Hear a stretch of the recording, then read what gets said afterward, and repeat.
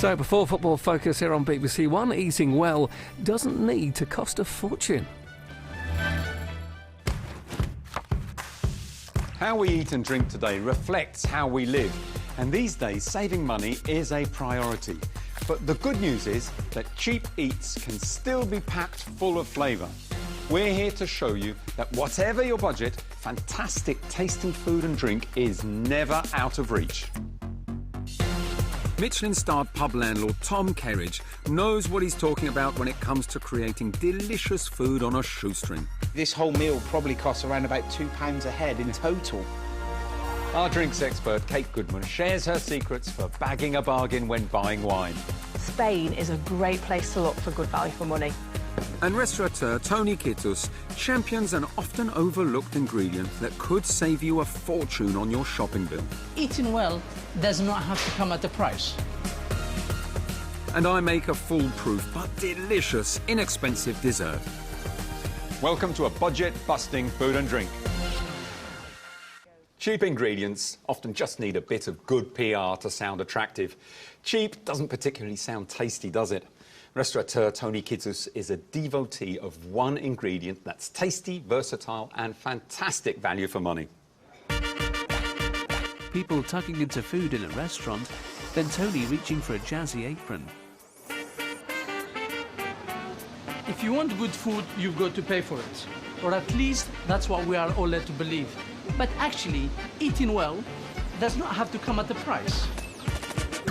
But as anybody from North Africa, Middle East and India would tell you, flavoursome, healthy and cheap meals are 10 a penny.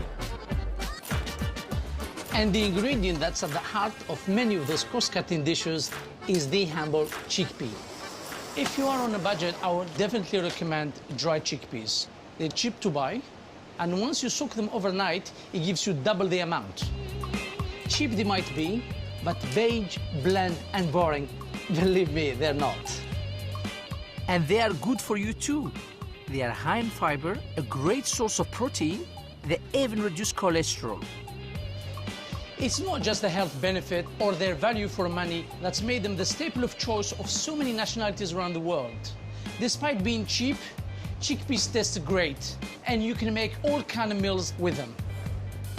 Falafel is one of the most popular chickpea dishes out there, even for breakfast.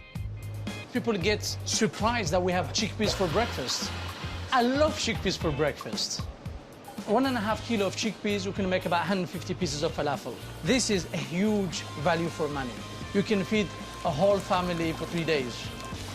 A deep fat fryer than chickpeas on their own. Even on their own, with a few key flavourings, chickpeas are delicious. This particular dish, which is called musabbaha, it's a very simple dish.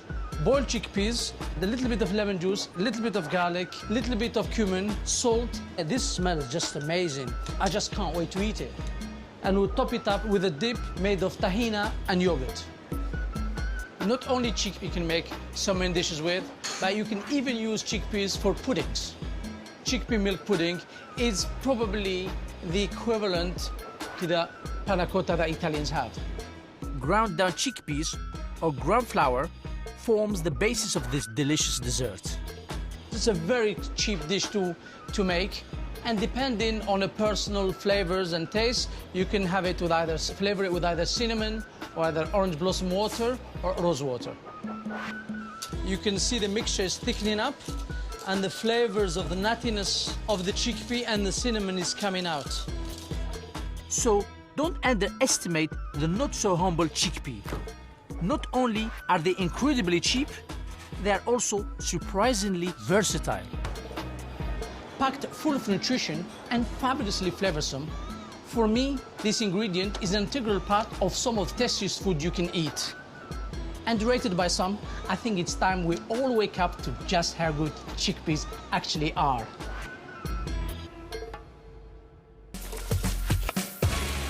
Join us next time when I'll be teaming up with award-winning chef Richard Corrigan. Who said too many chefs? We'll be debating the future of family dinner time. If we don't sit around a dining table, society will crumble. And I'll be giving tapas a British twist.